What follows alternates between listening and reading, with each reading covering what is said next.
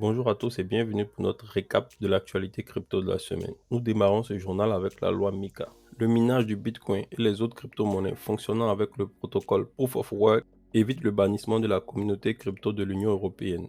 Elles peuvent maintenant respirer après qu'une majorité de députés au Parlement ait voté contre la version de la loi MiCA qui prévoyait d'interdire le Bitcoin et les autres crypto-monnaies faisant usage de ce mécanisme de minage. La nouvelle est tombée ce 15 mars.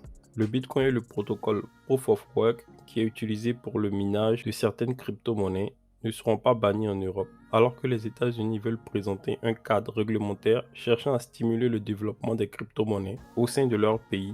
L'Union européenne, guidée par cet instinct de régulation anti-innovation, voulait détruire l'industrie dans la zone euro sous prétexte de préservation écologique. S'il est vrai que les crypto-monnaies, principalement le Bitcoin et celles qui utilisent un mécanisme Proof of Work, consomment beaucoup d'énergie pour le minage, il y a tout de même un niveau considérable au niveau de l'industrie pour passer aux sources d'énergie renouvelables. Le secteur des crypto-monnaies numériques n'est pas le seul à avoir un taux d'empreinte de carbone élevé. Mais pourquoi devrait-il être censuré si d'autres secteurs bien plus polluants que lui continuent d'exister? Au terme du vote du Parlement européen, 32 membres de la Commission des affaires économiques et monétaires du Parlement européen ont voté contre la version restrictive de la loi MiCA et 24 autres pour l'implémentation de celle-ci. Si elle était passée, le Bitcoin et l'Ethereum seraient de facto interdits dans la zone Europe en raison du fait que ces deux crypto-monnaies opèrent sous ce mécanisme. Cependant, le débat sur la preuve de travail est loin d'être terminé, a averti M. Hansen. Les groupes qui ont perdu le vote pourraient encore s'opposer avec une procédure accélérée de la loi MiCA, par le biais des dialogues et porter un débat devant le Parlement dans son ensemble. Un autre rebondissement dans l'adoption du Bitcoin. Après le Salvador, c'est maintenant au tour de l'Argentine de subir des tentatives d'intimidation de la part du FMI. Le FMI vient en effet de signer un deal aux allures de chantage avec l'Argentine. L'accord prévoit des aménagements pour que l'Argentine puisse rembourser sa dette de 45 millions de dollars. Parmi les conditions associées au deal, on trouve une injonction claire adressée à l'Argentine pour décourager l'utilisation des crypto-monnaies dans le pays. L'an dernier, le Salvador a officialisé le Bitcoin comme l'une de ses monnaies officielles, de quoi donner des envies à d'autres pays. En tout cas, le FMI s'inquiète de cela et vient d'ailleurs de mettre en garde l'Argentine, en signant un deal qui ressemble plus à du chantage qu'autre chose. Les frasques avec la société Meta de Mark Zuckerberg ne s'arrêtent plus. Meta vient d'être poursuivi en justice pour de fausses publicités crypto publiées sur les plateformes Meta et Instagram. Les amateurs de crypto-monnaies sont malheureusement familiers des fausses publicités diffusées au sein de l'écosystème qui font la promotion d'arnaques en essayant de tromper les investisseurs. Mais il semblerait que la Commission de protection des consommateurs d'Australie ait décidé de s'attaquer au sujet. Elle poursuit en justice Meta, lui reprochant d'avoir diffusé ces arnaques sur Facebook et Instagram. L'ACC a publié aujourd'hui une note informant du début de cette affaire judiciaire. Elle lui explique qu'elle reproche à Meta d'être consciente de ses publicités et qu'il en va de sa responsabilité de ne pas les publier sur ses sites associés.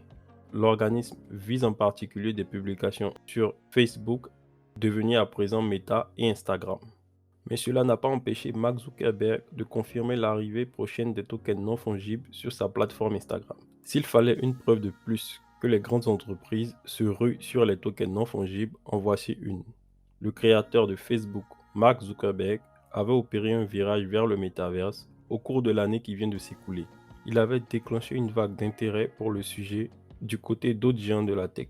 L'intérêt de l'homme pour les NFT n'est donc pas franchement une surprise, ni même l'arrivée d'Instagram dans le domaine. En mai dernier, le réseau social avait en effet proposé un séminaire aux créateurs, afin de les aider à créer leur collection de tokens non fongibles. Cela avait commencé à mettre la puce à l'oreille des observateurs qui pariaient sur un intérêt du réseau social pour cette technologie. Ethereum a fait transiter plus d'argent que Visa sur l'année 2021. Le secteur des crypto-monnaies ne cesse de croître. On en a la preuve avec la blockchain Ethereum qui a réussi à faire transiter plus d'argent que le service de paiement Visa sur l'année 2021. Une véritable consécration pour le réseau. Pour rappel, le réseau Ethereum avait dépassé le réseau Bitcoin en termes de volume traité qu'à la moitié de l'année 2020. Depuis, la progression a été particulièrement rapide. Ethereum a permis de faire transiter 11 600 milliards de dollars en 2021 contre 10 400 milliards pour le réseau Visa, selon un rapport publié par Josh Stark de la fondation Ethereum. Après son lancement réussi dans le domaine des NFT, Bored Ape Yacht Club lance son propre token ApeCoin. Ces derniers jours, Bored Ape Yacht Club défraie la chronique. Après l'acquisition de la propriété intellectuelle de la collection CryptoPunk, l'organisation autonome décentralisée vient de lancer son propre token crypto, l'ApeCoin. Le Yuga Labs, au cœur de l'écosystème NFT Bored Ape Yacht Club, a les dents longues.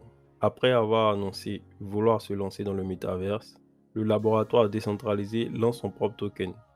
Ainsi, l'ApeCoin est censé devenir le token au cœur de l'ensemble de l'écosystème Yuga Labs, comme l'expliquait hier le compte Twitter du nouveau token. Après quelques problèmes rencontrés par le groupe Consensus au Venezuela, la plateforme a levé 450 millions de dollars pour développer ses futurs plans pour MetaMask.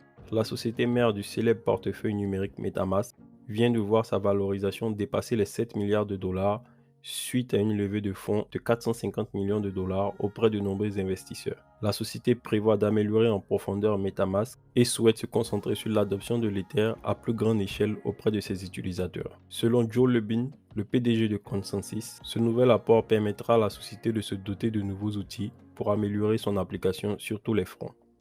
Nous terminons ce journal avec le nouvel épisode victorieux dans le feuilleton juridique Ripple.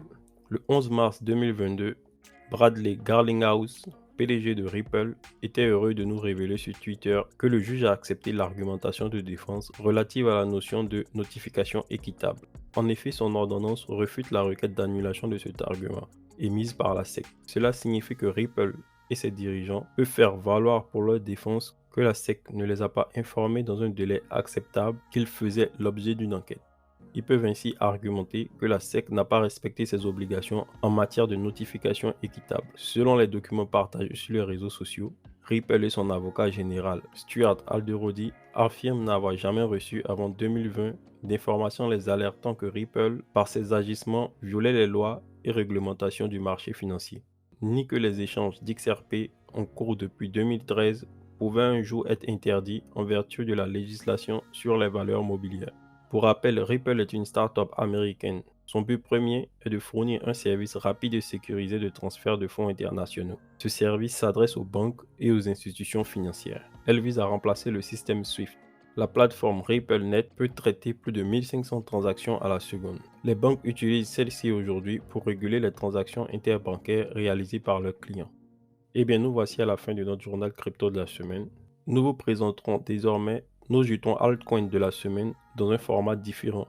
Il en sera de même pour les projets à fort potentiel qui démarrent à travers différentes ICO. Nous vous disons donc à la semaine prochaine.